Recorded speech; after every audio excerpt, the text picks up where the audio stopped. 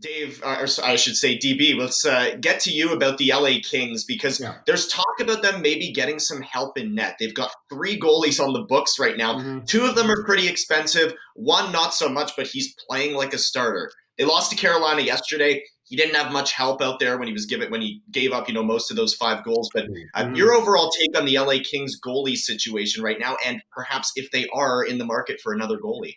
Well, there's some chatter about Thatcher Demko, who's injured right now. But unless you're sitting Cal Peterson back, if you trade for Thatcher Demko, you've got over $15 million in cap space in net when you really need a left defenseman. Like, it makes no sense to me. And not only that, what are you going to do? Are you going to waive Pheonix Copley? Well, Pheonix Copley, and he contributed to the loss last night. He gave him a bad rebound on that second goal the first goal in the third period that made it 4-2. Wasn't great on the tip in.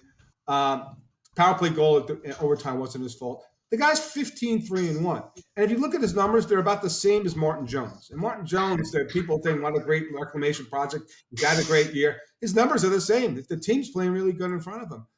You're not going to waive Jonathan. There's 30 games left in the regular season. Jonathan Quick's played there for, 15 years? You're not waiving Jonathan Quick in a trade like this. So I don't get – and people say about Cam Talbot, you can't guarantee me that Cam Talbot, who also is injured, is going to be a better replacement than Pheonix Copley. They're stuck right now. So this chatter about making a trade for a goaltender, a 4th goaltender, let's be real, guys. What legit contending team has 4 goaltenders that are all healthy? Yeah. What are you going to do? Waive Jonathan Quick and put him in the minors? No. Are you going to waive Pheonix Copley? He's going to get picked. He's going to get claimed. They'll fix this problem in the off season, not now. It just doesn't make sense. What they really need to do, what Rob needs to do, because what's happening now when they watch, and they're still winning games, they're on track for 97 points. They have the 3rd easiest schedule remaining. They've played a lot of games. They've played 53 games, right? But what the better teams are doing, like Carolina did, like Tampa did the other night when they played them, they forecheck the hell out of this team because the defense, moving the puck, they have issues clearing the puck from their own zone. It's just not working. They need a legitimate left defense. Sean Jersey, really like the kid. He's tried really hard, produces offense with his kid. He's not a left defenseman. He's just not. He's playing off his backhand a lot, and teams see that, and they scout it, and that's going to be a challenge and an issue. They need to make that trade if they're going to make a trade in season, which they may not even do, they need to go get Chychrun. They need to go get Provorov. They need to go rent Gavrikov. That's what they need to do here, not get another goaltender. Yep. Because if you look at I don't see it from a cap. Like, you're really going to spend $15 million on goaltending when you're really, truly not a contender? Like, if Columbus ever gets healthy and trades for a 2C, they're going to win the West. But if not, teams like LA, if they take a big swing and that's the only team, you swing for a left defense, you can get out of win the division, and you could get out of the West if Colorado's not going to be at full strength. So that's my take. Yeah, there's going to be a new goaltender in Los Angeles. It won't be this season. It'll be next season. Jacob Chychrun. Rob, and listen to me. Throw the goalie Do in it. For a bargain. Big swing. Big swing. Make it huge. Make it huge. We know that LA loves Jacob Chychrun. They'd love to make it happen. I don't know specifically what they were asking for now. I know last year they were asking for Gabe Vilardi to be part of a deal. Obviously, that's not happening now. But I mean, you got to figure out a way to get Jacob Chychrun in there. Like, I know, like, Gavrikov, I think would be a great stopgap. And he's under 30. I mean, what is he? 27, I believe. Mm-hmm. And he's a sturdy, strong, stay-at-home defenseman that if I'm any contending team, I'm taking him on my team. So I don't, and they're asking for a first-round pick as part of that deal. I don't know if Rob does that, Rob Blake. But Jacob Chychrun, man, like 2 more years on that deal, $4.6 million cap hit. And he's playing great.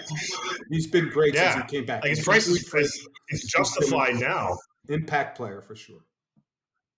Yep. And because of his performance, that 3 to 4 asset package is like I said, it's justified. So I just want to see it happen. I've been clamoring for LA to go after this since we found out first that he was available and that teams were taking calls on him. So I say do it. I mean, again, I don't know the price, so it's a hell of a lot easier for me to say that because I want it to happen. Here's the thing. The Kings now, after they're on their bye weeks, so they're going to be playing on the 13th or something like that. The 4 games after the break, like that's a 4 key games. You have a couple of home games, then they go back out east for like another 5 or 6 game road trip. These 4 games they played right after the break. That's going to be an indication to Rob of what to do, right? Because I always remember what Dean Lombardi told me here way back in the day. When you're getting to this point in the season, you want your team to show you that they want help, that they need another piece to add to make a run. Like, so those 4 games before they go on away, if they lose those 4 games, then Rob, right now, they're going to make the playoffs. So Rob's not in panic, but he has to make that massive move for a goaltender or a left defenseman. It would be nice. It would be great. So and Rob's the most conservative GM I've ever come across. So when Dave talks about trading his first round pick, they didn't have a first round pick last year because they traded for Fiala. Look how that worked. That worked pretty decently. So to have 2 seasons in a row of no first round pick, not for a rental, like for Jacob Chychrun, yeah. And maybe throw in another third. It's these first round picks when you're 20, 22, 23, whatever, you make the playoffs, they're not that valuable. And I've always said that these I'm a Rams fan, and they traded all their draft picks to win it all. So I'm all for trading draft picks because I just think that most of these guys, and I could go down the list in LA. Like Turcotte was a 5th overall pick. Hasn't worked out. Byfield. And that's the thing. Yeah. Like you can afford to give up your first round pick like DB's talking about, not only because you got a guy in their mid-20s that's controllable. You've got one of the deepest prospect pools in the National Hockey League. So you can afford to give up a first, like going back to Jersey, their prospect pool is deep. Yep. So you can give up a top kid and a first round pick and really not miss a beat if you're keeping a guy in his mid-20s that's signed.